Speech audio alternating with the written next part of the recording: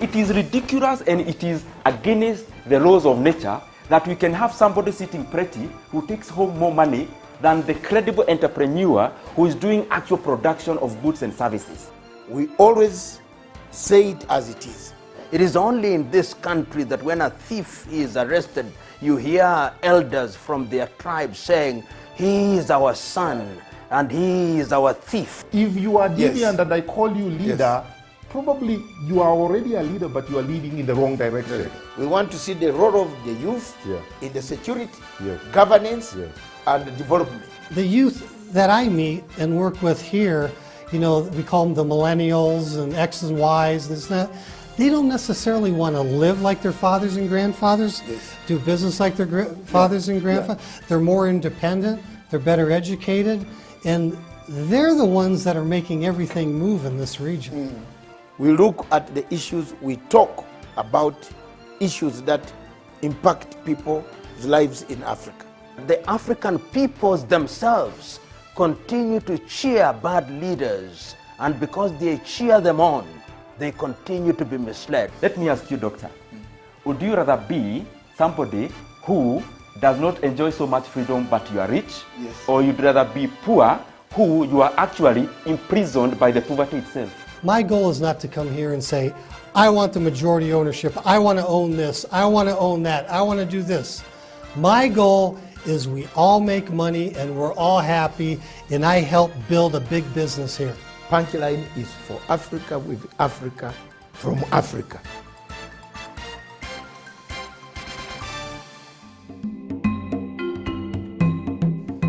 Viewers, good morning. This morning I want to address the issue of Uhuru Kenyatta's legacy. The legacy of His Excellency President Uhuru Kenyatta of Kenya keeps on moving, keeps on going forward and forward. Since the handshake in 2018 that brought about the peace, the tranquility, the unity of purpose, President Uhuru's star has been rising. All over Africa, people are thinking of using the model that Kenya used to stop any form of violence, chaos on the streets after elections. As you know, all of you are aware that elections in Africa produce two things: after or before or after the voting. Disputed elections, winner takes it all, loser doesn't accept the results. But the Kenyan model takes us miles and miles away from the normal type of democracy. The democracy, a negotiated format, a consensus format. A democracy that gives consensus a chance. A democracy that talks about the future of a country, the unity of a country, as opposed to a fragmented country, polarized country, where most African countries find themselves in. We have seen in the last 10 years or so, most of the elections in Africa have been contested by the opposition. Very few people in Africa, countries in Africa, where opposition has conceded defeat and come up to congratulate the winner. We have seen the South African model has worked very well. The Ghanaian model has worked so well. I don't see any other country in Africa where the models have worked well. I thought it would be Sierra Leone, but today we see Sierra Leone going back to the same ethnic tensions, as you can see from the reports that are circulating in the international media and the local media. So elections in Africa are contentious issues. They create a contentious position, create a departing point for the people of Africa, of that particular nation. The legacy of Uhuru Kenyatta, therefore, will be remembered for having brought the tranquility that we have today, the peace, the new format, the new tool of having a better organized civil Africa, an Africa without violence, an Africa without chaos after elections, when the opposition accepts to work for the interests of a nation, not personal interests. This has worked in Kenya, and thank you very much, Your Excellency President Uhuru Kenyatta, for the tenacity and the steadfastness that you have guided this handshake up to today. For those who want to mutilate the handshake, belittle the handshake, one lesson they should learn is to look at Libya. Libya was once a territory we all respected. It is no more. Let's keep the handshake and the legacy of President Uhuru Kenyatta. Thank you.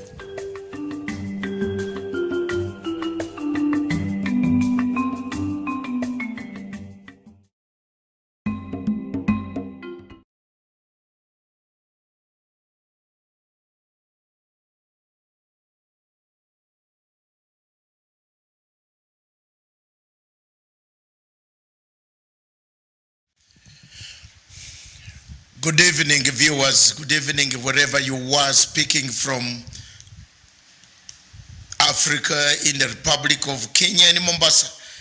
Good evening in the coastal city of Mombasa.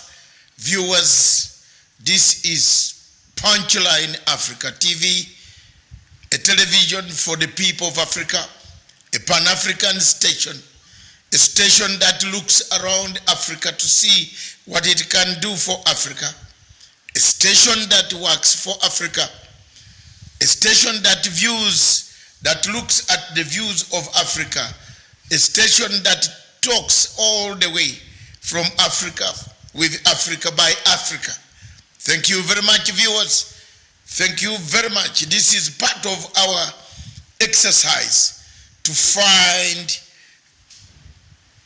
and talk to people, talk to agencies, talk to people to see development around Africa.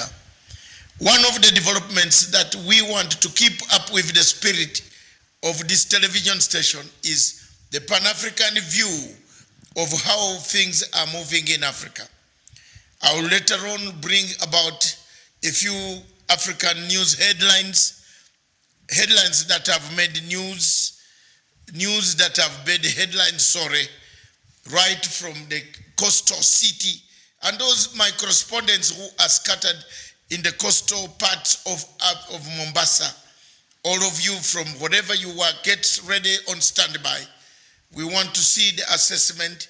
We want to see how much has been done, what can be done with the legacy. Of course, our main aim voluntarily as volunteers is to bring up the legacy of President Uhuru Kenyatta, to show the obstacles, the challenges, the successes that he has made. How much time do we have? What are the priorities? What priorities can we now embark on? What can the president concentrate on? Of course, we have the Big Four agenda, and that is part of the legacy that President Uhuru Kenyatta will leave for the people of Kenya.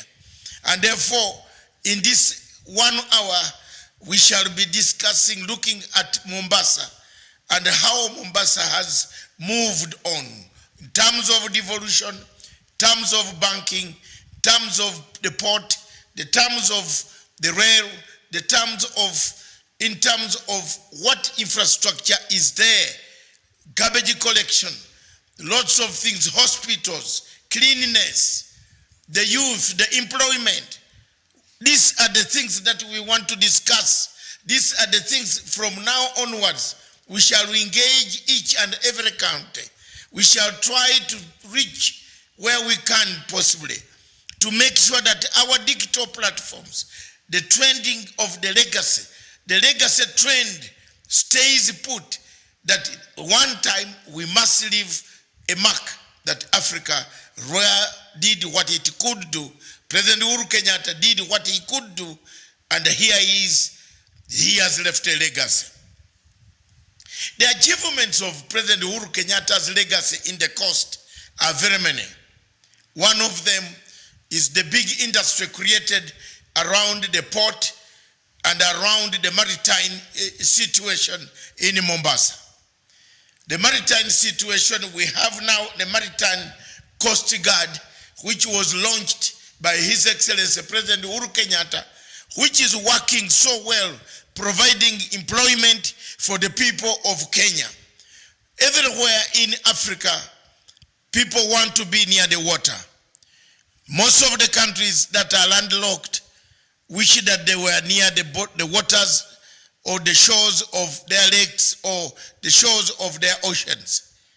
And Kenya is one of the countries that has actually been given the real deal of being part of the parcel of the situation where they are near the Indian Ocean. This comes with the maritime economy, the blue economy, the work that is produced as a result of being near the sea or the ocean is quite a lot. Fishing. One of the major activities of people that live near the ocean is to fish, supply fish. We shall look at the obstacles that the people of Mombasa go through. Is this fish? Do we fish properly? Do people collect money from the fishing?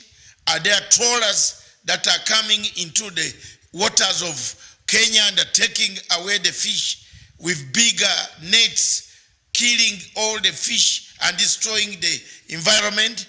Do we want to look at all those areas? But first, we want to see how much devolution has worked on this county number 1001, Mombasa. Of course, we have looked at a serious investigative agency. We are investigative journalists. We don't tell you what we want to say and how we shall get it and how we get it. But we get facts. We look at the facts. On the overall, the question of Mombasa and development in Mombasa, there seems to be a desire since the handshake, development has picked up in Mombasa. Generally, areas where we used to have a lot of resistance, there is quite a lot of acceptance by the natives that, yes, we have to move together, we have to work together to help President Uhuru Kenyatta to keep the legacy, or his legacy. That is a very good gesture for the people of Mombasa. The governor in Mombasa, my friend, Governor 001, Hassan Joho, a great friend of mine, and you remember all the things that happened. He has worked out a policy of accommodation. The theme of our legacy is unity, unity of purpose, unity of development, unity in development. If you are not united, if the country is not united, you cannot talk about development. You cannot achieve development. If the country has got problems as a result of the difficulties that we see in other several African countries, there can never be development, and development will always be retarded. It is for this that we can now say, confidently that here we are. We stand in county 001. Some areas are hopeful. As you know, the story this morning that everybody is looking at is Mr. Punjani. Today the police raided his office, home, and whatever the police have found out from his home will be tested to make sure that these are real things that the community is against. He was not available in his house because at the moment he is away in the country of India undergoing treatment, but he has responded. But there is the question of counties laying down their tools. Mombasa seems not to have been one of the counties, as from my production researchers who are all scattered around this, county. They have not downed their tools. They are busy, they are working, the hospitals are working. There is some cleanliness. There is cleanliness in hospitals. I've seen some of the hospitals across. As we keep the legacy of President Uhuru Kenyatta, fighting corruption is one of the things that counties must fight. Is one of the things that the counties must be accountable. The question of money is available. And as I have said, there is one thing that you cannot remove from the other. That one thing is called devolution goes with evolution.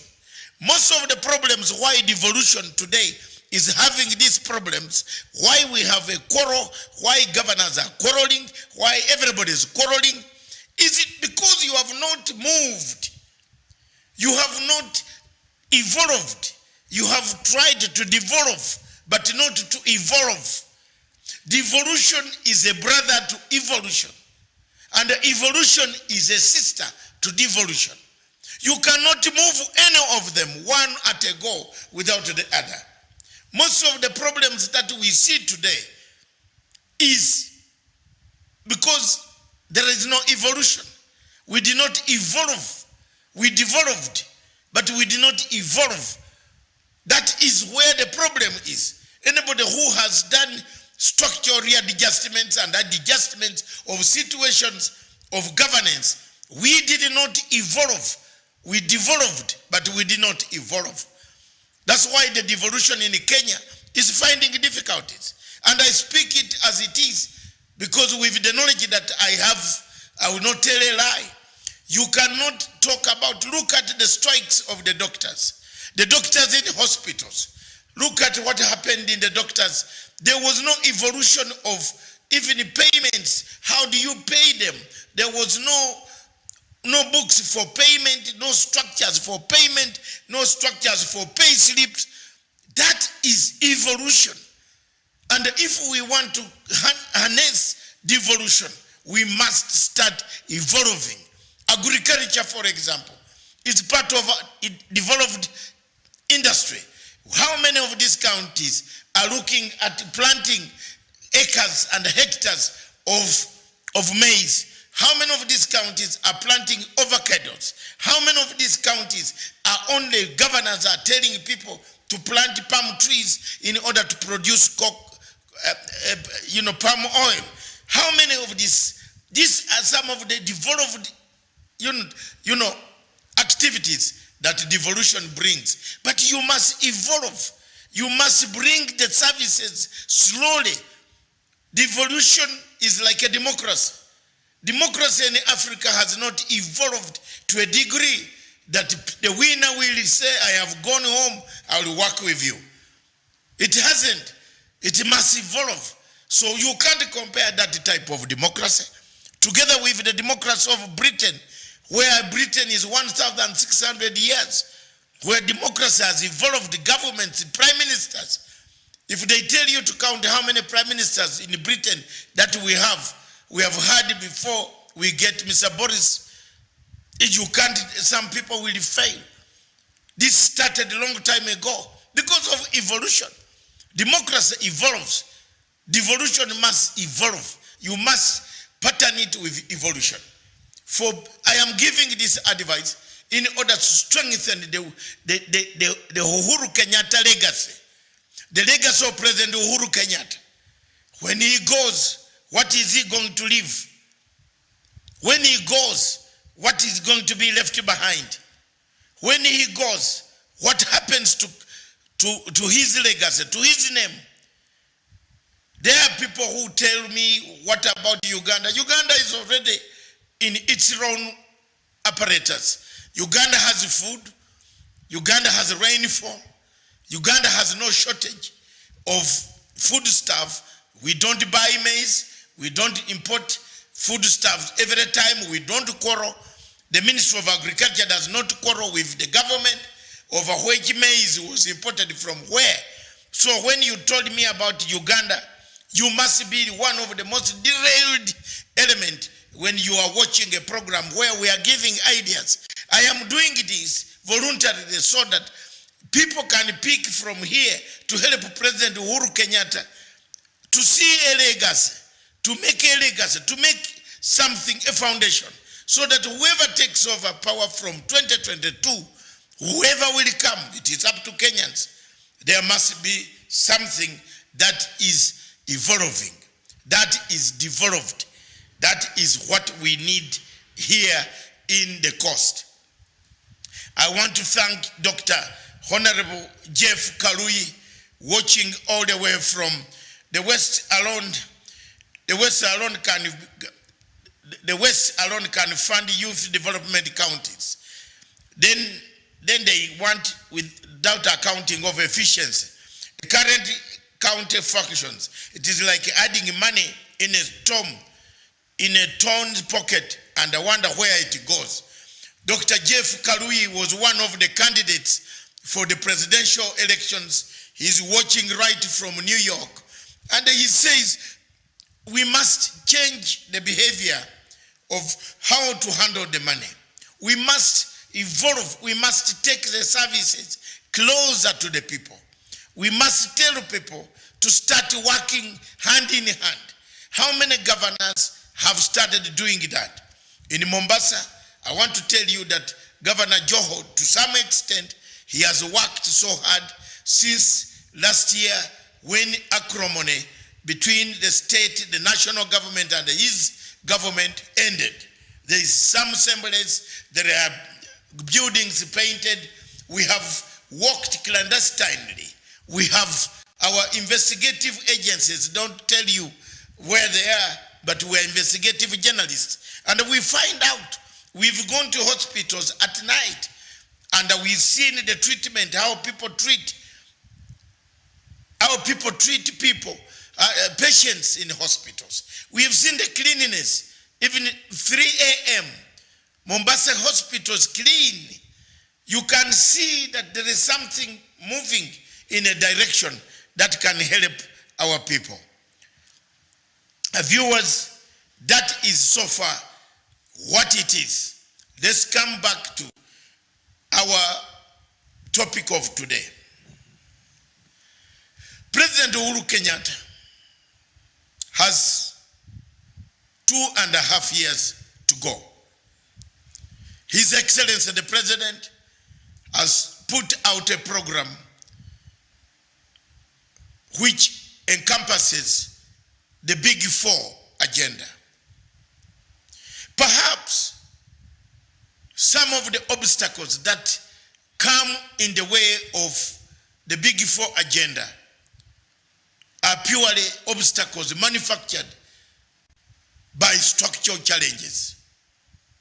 The structural challenges of duplicity, the structural challenges of corruption, the structural challenges of civil servants not wanting to implement certain things, the red tape, where things must be implemented.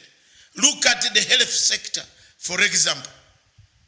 We have several counties where the health sector is working efficiently, Machakos, Kitui, and some other counties, Makueni. Things are working. But the structures that are there are the structures that have brought the problems that we see. that governors might not be able to deliver, and cause a problem in the question of the legacy. Time has come probably in this question of solving the obstacles of the legacy. What are they? Are people sensitized? Do people know what the big four are? Do people have the priorities? What are the priorities now? The president has said food security. The president has said cheap, affordable housing, industries, and universal health care for everybody in Kenya to have a card to be able to be treated for diseases. Some of the diseases have overrun the stations, the counties. Some of the hospitals cannot be able to treat some of the diseases. There comes a catch-22 when you are delivering services to the people and you have a universal health care system. There is always a problem. Viewers, if you have your comments, the obstacles, do you think President Uhuru Kenyatta, what percentage will President Uhuru Kenyatta achieve in the 2.5 years of his legacy? What percentage of the legacy would he have left for anybody coming in to take over, whether from the moon, whether from among Kenyans? I have no problem because I am not an electorate. I am part and a parcel of an observer who looks at things from the points of reality and the points on the ground. Is there something changing? Are roads being done in some of these counties? Is there some development? Is there infrastructure? Yes. To some extent in Mombasa, we have seen infrastructure. We have seen people digging, making inroads. We've seen quite a lot of things happening in this county. We've seen, as a sample, we've seen fishing, we've seen discipline. Above all, what has impressed us, apart from a few difficulties that occurred over the weekend, it is the question of that we saw, the question of security. The security in Mombasa had returned until last weekend when a band of few derailed and mismanaged youths out of alcohol or out of drugs decided to cut people to pieces. But that has not changed the overall security situation of the people of Mombasa compared to the days 5 years ago when we used to have quite a lot of happenings taking place in Mombasa. The legacy of the president has obstacles. There are obstacles against it. Time is one of the obstacles. We have wasted a lot of time on situations that he did not anticipate. But the legacy goes on. The legacy goes on. The work goes on. The question of health care goes on. Whether it will be completed, it is another time. It is another question. But the legacy is online. It still goes on. It will go on until the last time when power is handed over to another person. Another thing that has caught our eye is the question of public debt amongst all this, because everybody that people have talked to investigatively, people talk about too much. Where is this money coming from? Where is the money coming from? Where is it going to come from? Too much money is being wasted. Too much money is being wasted through corruption. There is one thing that has touched us as an obstacle. and it becomes an entity itself, corruption. Corruption amongst Kenyans is really on every Kenyan lips. Everybody we talked to in Mombasa, everybody my investigative journalists have gathered, talked to, tried to talk to, they have talked about corruption. How do we deal with the menace, the cancer of corruption?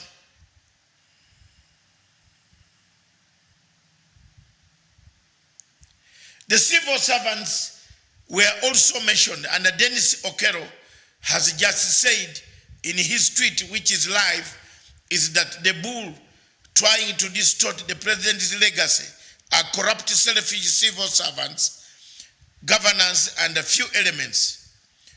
Obstacle number one is corruption. In 2 years, he shall have tackled 99% of the corruption. Thank you very much. Look at the corrupt governors, Waititu, who is no longer in office. Mr. President, there you are. You have so many suggestions. People are saying you have to tackle the word corruption. You have to tackle the thing corruption.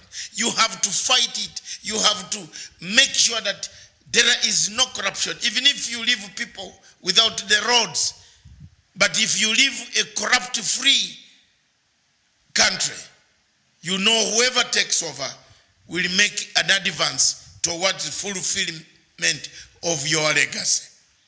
Another thing that touches the people of Mombasa is unity. What I've seen here is unity. The unity amongst the governors, the MCAs, the elected members, the MPs. Very few, 1 or 2 MPs that we discovered was not able to be communicate properly with the government of Mombasa. But there is constant negotiations, dialogue, taking shape within the counties. Viewers, as we did not even read the morning news, we know it is past time, but we shall also look at another obstacle or another successes, and we move on to world banking. The legacy of President Uhuru Kenyatta scores marks in the world banking ranking. Between 2014 to 2018, Kenya improved in its ranking on the World Bank Ease of Doing Business Index, DBI, by 56 positions from 136 to 80. That's a score for the legacy. That is the legacy. And it remains on target to get up to the top 50 by 2022, which is not achievable in Africa, which is not the case in Africa, in several African places, several African countries, not any of them. If you want to come to Nairobi, if you want to do banking, the only place you can do in Africa peacefully and go home is Kenya. It's a banking hub, it's an economic hub that brings as many as people who would like to bank, to do business. Kenya ranks in 56 positions from 136 to 80 and remains a target to 50 by 2022. That is a great sign for the legacy of President Uhuru Kenyatta. It's a great sign in the sense that banking institutions have improved. Fraudulent activities don't occur. A few years have tried to mar the legacy of fake gold, fake notes, but that has not deterred the world by saying it is a good place to do the banking. Viewers, there is something that is very unique when facing the challenges facing the Big Four. One of the outstanding challenges facing the Big Four is corruption. The biggest challenge to the Big Four agenda and to the legacy of President Uhuru Kenyatta is corruption. The EACC, the Kenyan institution that fights corruption, says principally 608 billion shillings have been lost through corruption. Almost a third of the country's budget is lost to corruption every year. With 450 billion set aside for the Big Four agenda for the year 2019-2020, the cost of corruption is in the year could fund the Big Four agenda and leave some more for some other activities. As we look for more money, as we decide which department takes more money, there must be always accountability. The role of officers at any institution is accountability. Are the officers able to account for the money that has been given? It is one way to ask for the president to give us more money, the parliament to give you money. But are you accountable? Are you accountable to it? Do you have accountability? Are there systems? Have you developed the systems? Are the systems developed such that they can handle the amount of money that comes in billions? Have you set out priorities in your account?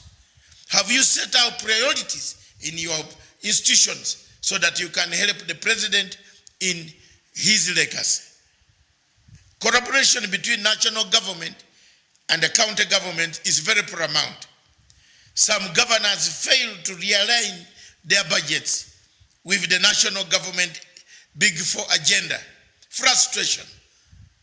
Those are challenges. Those are challenges that have been put in place to make sure that the legacy is not accomplished. But those challenges can be overtaken by events if people put in strict measures of accountability. It's very important that accountability plays a major role in all governance institutions all over the whole world. If there is no accountability, there is no need of having any other institutions working in this place. Let's take a break, and when we come back, we want to see the challenges and the successes that the legacy has been able to deliver in this country. Thank you. Let's take a break. Conflicts in Africa have become the daily occurrence. Daily occurrences in many countries, in the sense that almost every African country, apart from the few, there is tension. One wonders where this tension at times comes from. Some of it comes from elections, a manufactured election, a disputed election results. Some come from territory. Some are terrorist-based, like that of Somalia and Boko Haram. Some are because of regime change, purely sponsored by external forces. But 95 to 96% of conflicts in Africa occur through the sponsorship of external darker forces that would like to benefit out of the spoils of war. George Soros stands as one person who has always been and will always be and shall be until the end, a man who sponsors any type of chaos, who does not follow which type of chaos he is sponsoring, as long as it is chaos that can topple a person he hates in Africa. Many African countries are undergoing this pressure, this tension, especially those that are conducting elections and whose timetable for elections seem to be coming in the near future. As a result of that, Africa stands warned, and Africa must stand on alert about the external forces that want to dismember this continent and create heavens of war, create insecurity, create mirage peace that Africans have fought after 66 years of gaining political independence. It is therefore my submission that most African countries, if they don't look at what George Soros is doing, we might have a shocker one morning, one by one African country being pushed out and the leaders being pushed out of power. The events, therefore, in South Africa, as proved from these detailed undercover operations, they prove that George Soros indeed has a say in South African politics. And therefore, we want to urge Africans and African heads of state and their military and intelligence systems to be careful and watch on the amount of money that is being pumped into their economies, because some of the money could be George Soros money that will end up to bring public disorder in most of the African countries. Thank you very much, viewers.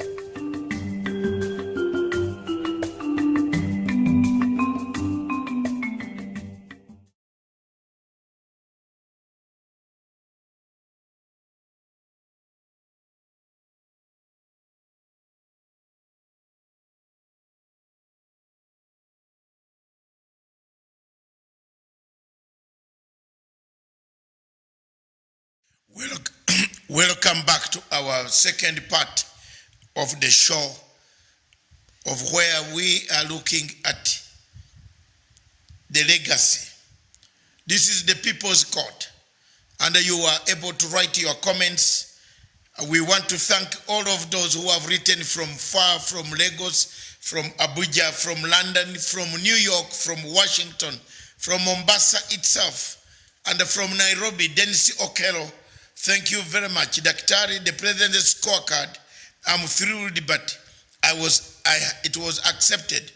On the other side, he decided to beat the corrupt mongrels on their own game. The October deadline on new currency is working. And it is no longer a secret that Italian banks who have our damn money have already tensed.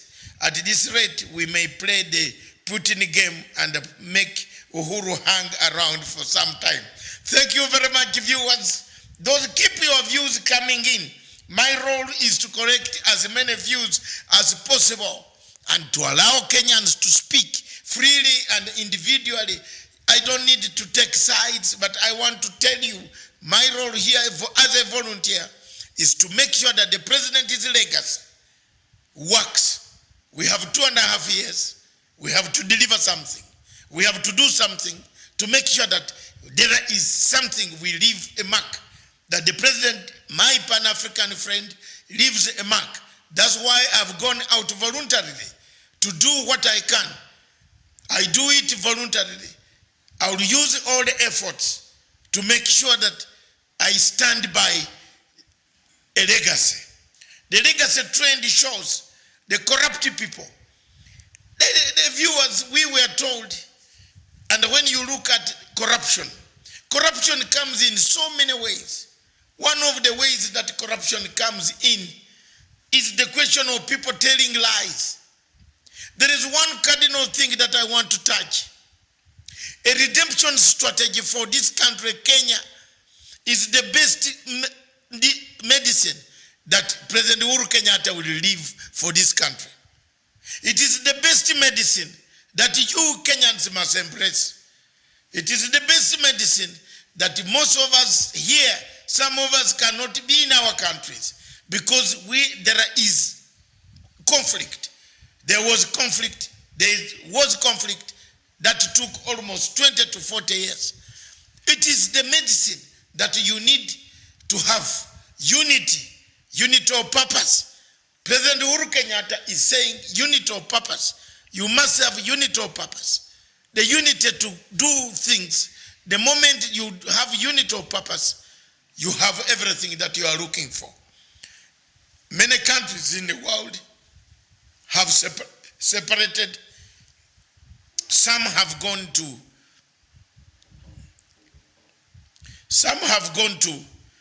very many places. Some have gone to war. South Sudan is in war. The fight goes on. In South Sudan, you have quite a lot of catastrophe. A humanitarian catastrophe. A catastrophe that has destroyed the moral fabric of that nation. A catastrophe that has killed what we used to have as South Sudan. What has happened? It is because of power struggles. The Vice President of South Sudan, Dr. Riek Machar, was very interested in power. He kept on talking about power, day in, day out, day in, day out. What happened? He ended up picking arms to fight Salva Kiir. The country lost. The country today, as we speak, South Sudan, is a sick child of East Africa.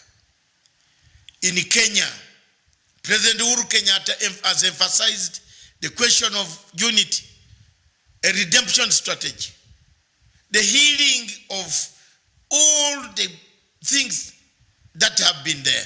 From 1992, there has been quite an accrued hatred.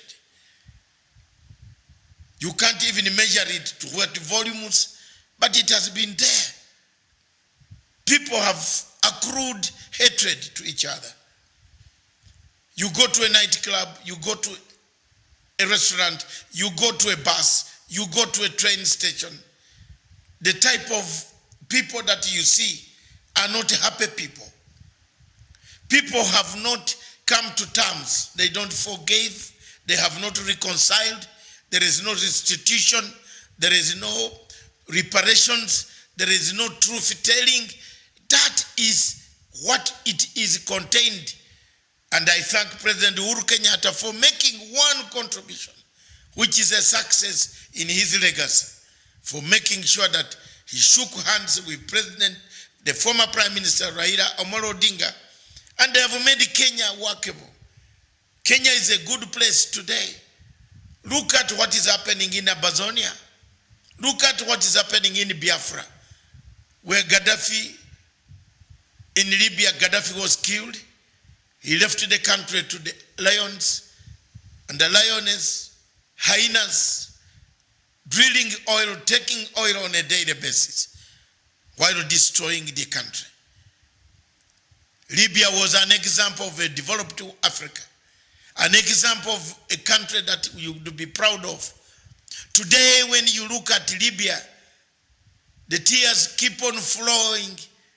Some of us Pan-Africans who are hurt, who were there, who saw Gaddafi, who went to Libya, who actually helped to liberate South Africa through Libyan arms. We helped. We saw Libya helping the South Africans to liberate themselves. Today, after killing Gaddafi, there is no more Libya. Libya is a country where people kill each other, slaughter each other. Even the Libyans themselves slaughter us black Africans. Many of the refugees that we see now being killed in Libya is because of conflict. The conflict can come because of power struggles. The power struggle, the ambitions. We must cut down our ambition. Everybody has ambition. But why do you have an ambition when there is nobody even competing with you. The space is there. If you help the legacy today, 2022, you will walk through the park. It's a walk in the park, and you will get your votes as early as 10 o'clock in the morning. So viewers, those are some of the comments of the legacy. The success of the legacy. Corruption. The other time I published a very good opinion about corruption. And I want to repeat today that after this break, the final 10 minutes, I will use it to read the opinion of the legacy, of what people think about currently as we stand. Because nobody else will produce something unless he's going to produce it from Jupiter. But it will be closer to what I have produced. Because I do it not for money, I do it because I love and a passion for His Excellency, President Uhuru Kenyatta, as a friend. Thank you very much. Let's take a break as I look for and bring you some of the breaking news from across Africa. Then we close the session.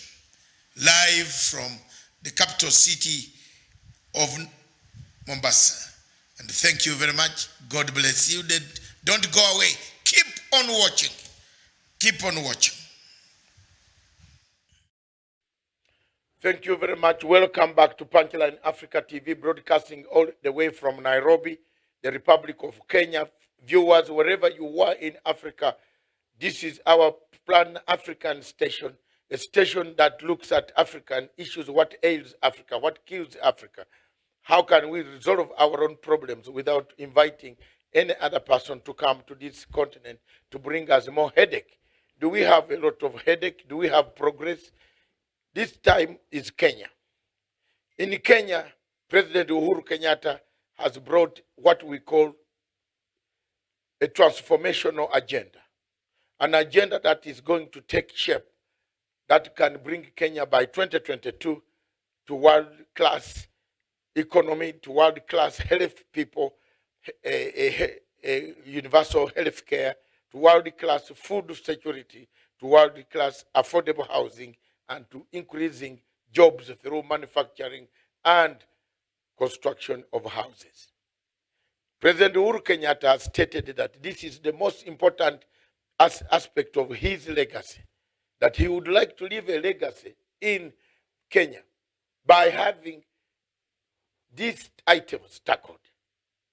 You in the county, wherever you are in this country, those representatives of ours, of the ones that are in those counties, one by one, wherever you were, in Kakamega, in Bungoma, in Turkana, in Moyale, in Mosabit, in Mandera, in Coast, most of you know what we want to be done. We want to find out exactly at the other places, Taveta, Migori, Siaya, Kisumu, Eldoret, which is North UG, which is also Narok. We want to know what is supposed to be done. What can be done to change the lives of the people of those counties and other counties in Kenya? What can we do to change, to help the governors, the local people, the citizens? What can we do to improve our housing? What can we do to improve our food security, to have enough food such that the food can never be a problem to Africa at all? Year in, year out, or year out, year in, we are begging for donors to bring us relief food. Yet we have arable land that is underutilized. Why can't we look at the arable land and start changing methods of farming, methods, tools? How much do we need to change our food production? Britain is a quarter of this country. But Britain has enough food to keep itself for over 200 to 400 years. Our food storage, do we need to look at it? Our food preservation, do we need to look at it? To improve food security, you need to talk about all these things. And that's why President Uhuru Kenyatta has said, let's talk about them. Let's tackle them now, so that by 2022, we leave a legacy for others who will take politically the train and the leadership of this country, going on that route. Instead, what has happened in Kenya, people are not thinking of the Agenda 4. Is it because the Big 4 action plan, people don't know what they are supposed to do?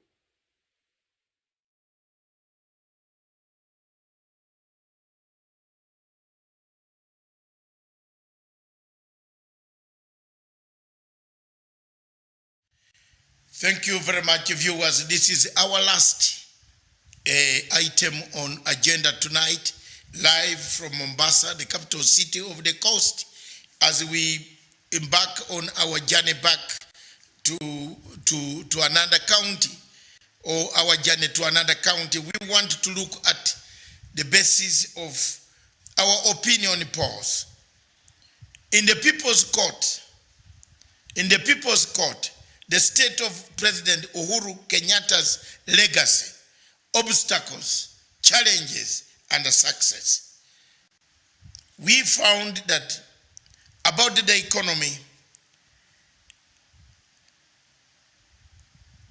and very many people said the economy is doing very well, and we gave marks. We either said bad, worse, good. The economy is better.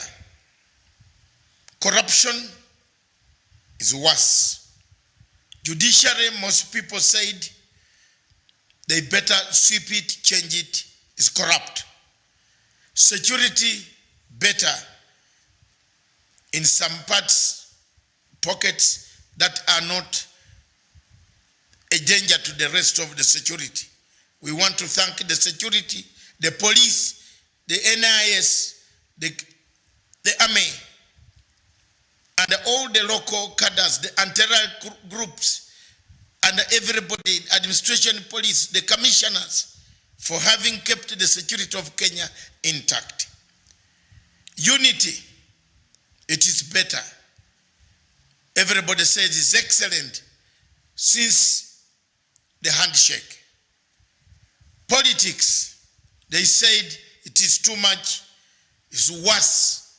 It is politics of ethnicity and factions that can cause a crisis.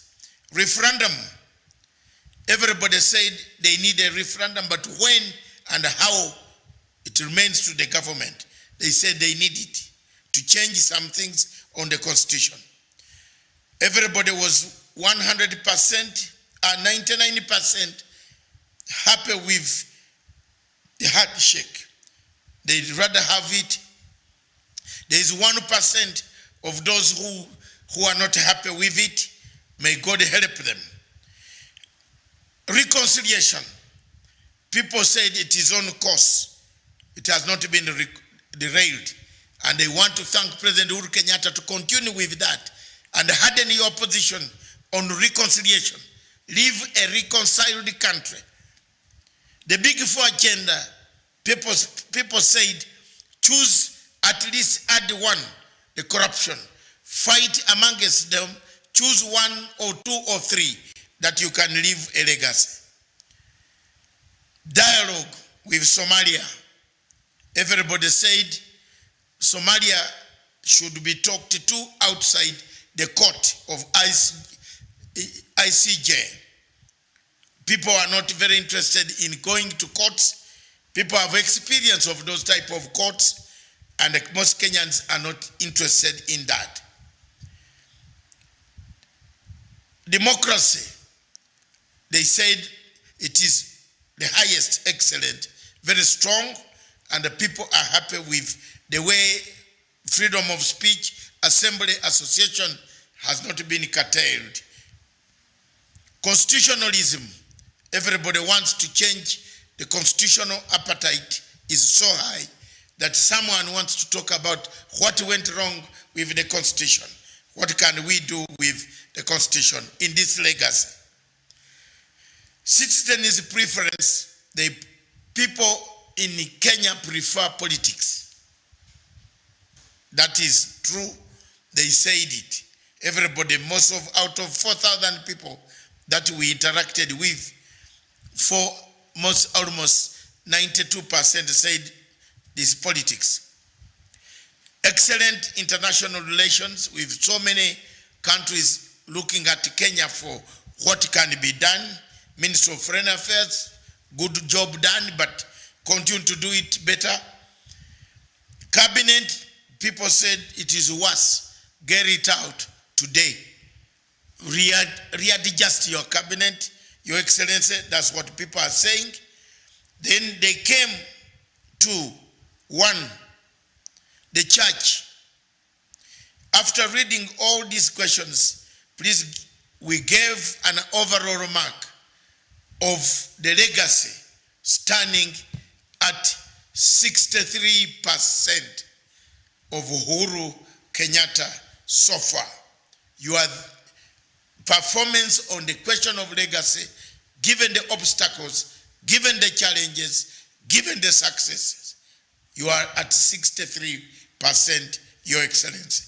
Thank you very much, viewers. I now want to turn on reading many of your questions, of your answers, contribution, people from... Thank you very much, Cherema from Malawi, Tony from California. Thank you, sir. I am from California, Cherena. Honorable Jeff Karui. Good evening, Biafra. Thank you very much, Honorable Jeff Karui. Thank you very much. Thank you very much, Dennis Okero. You have given us quite a lot of information, and I think I will take this time, this opportunity to read your information.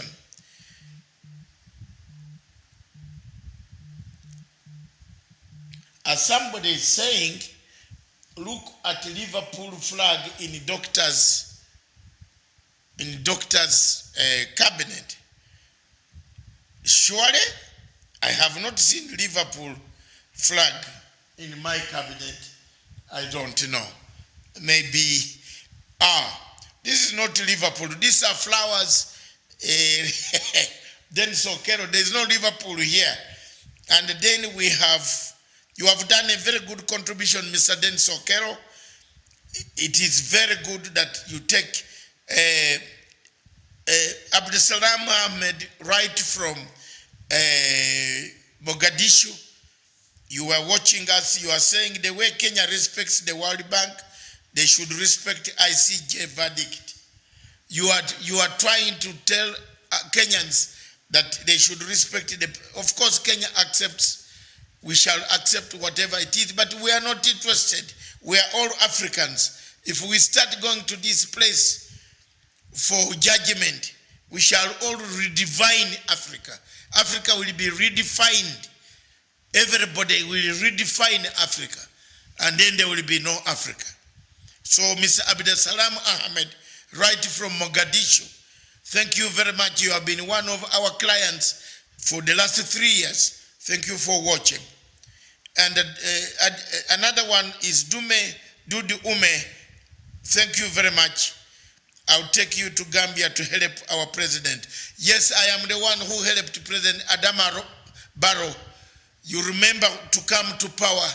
It is the only television station, and it is good, Sise, at least one Gambian today has appreciated. Since you got that man out, you have never even looked for my television station to thank me. Gambians in the diaspora, you owe me. I took my satellite station to liberate you. Therefore, you owe me quite a lot. I'm more than willing, Sisi, to go to Gambia, and we can do what we can do best.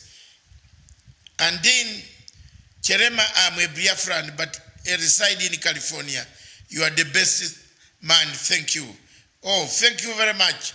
Okay, Hope. Good evening, Biafra land. Yes, Daktari. Then Sokero again. Karanja Kamau is in Australia. It's 3 a.m. in the morning. You woke up to listen to me. Thank you very much, brother. Keep it up until we see each other. Keep it up. Tell the young girl not to make too much mistakes and create a bad name for Kenya. After her sentence is over, let her return to her mom in Kenya. And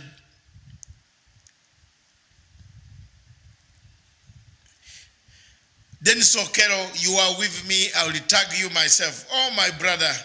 Ogot Wane, Dr. Matanga, Miriam, how are you? Miriam is not here. She will be there when we are now doing up country, and she will be there when we return. Yes. Stephen M. Ogutu is a punchline program on K20. No, we are not part. They stole our name. They used flattery, what we call flattery. They stole our name and they used it. But we have not taken any action because the younger girl needed a job.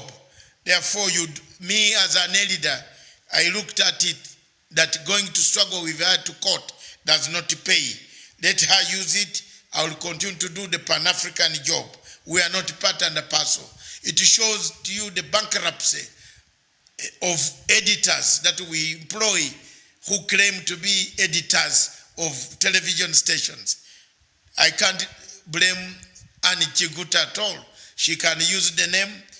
I am, after all, I have the papers. I'm educated. I'm older than her. Therefore, I can't fight a younger girl who is my daughter. So I left it to that level. That is how to show you the type of heart I have. Using abusive words like this is not really justifiable. Who is this who was using abusive words? Biamukama Amos. I heard you were supporting the current regime in Uganda. I lost trust in you. Biamukama Amos, I don't know where you got it also, but I have nothing to do with the current regime in the Republic of Uganda. The only thing is I give a credit where it is due. And therefore, if Museveni has performed, I will say yes. Remember, the same people that you support today, Biamukama, are the same people who supported President Museveni. But for me, David Matanga, I have never, but I give a credit where it is due, and I don't want to be involved in the Uganda politics because it doesn't help me at all. It doesn't help me. I'm not interested in it. Therefore, I just want to tell you that some of those words, we shall not block you from talking to us. We shall continue to educate you until you get the truth. Yes, the Uganda politics is simply George Soros is funding a regime change against African countries. One of the countries that is funding regime change is Zimbabwe, Uganda, and elsewhere in Africa. We know it. As we speak right now in Eritrea, the regime change is on. There are hundreds and hundreds of thousands of people who have amassed themselves in the cities around Eritrea. And there you are. I like the way things are, and I talk about it. I am not a party to regime change that the Bob Wines and others, they go and pick money from George Soros, and then they come. You are changing for who? For George Soros or for Ugandans? I don't know. Therefore, this Dr. David Matanga cannot be a party to the stupidity of where people collect money from George Soros to come and cause a revolution in Africa. I am not a party. I'm sorry, and therefore, I'm not interested in your Ugandan politics. I don't want to hear about it. I just want to speak the truth. If Museveni has done a good job, I will say yes. First of all those guys worked with President Museveni. I have never worked with President Museveni. Never in my life. I have only agreed with President Museveni on principle, on the good things that he has done. And we ended the war in northern Uganda together with him, Rugunda, Riak, and the African Union and the Chisano. We ended the war, and that is my contribution to my country. Thank you very much, viewers. Everything you have done for the Biafrans shall be rewarded. Thank you very much. I wait for those rewards to come. On this note, I just want to leave you with one play from Uganda. And those younger men will show you the tactics. And production team, if you are ready, Stephen, you can put it on and it goes. And I want to thank all of you who have watched us live from Mombasa, that we shall be again tomorrow in one of the counties. We shall tell you which county we shall be. We send our investigative teams. We are collecting data on the legacy, and then we shall publish this data at a later stage. The legacy, President Uhuru Kenyatta. Obstacles, challenges, and above all, success. He has a lot, 2.5 years remaining. The president must score.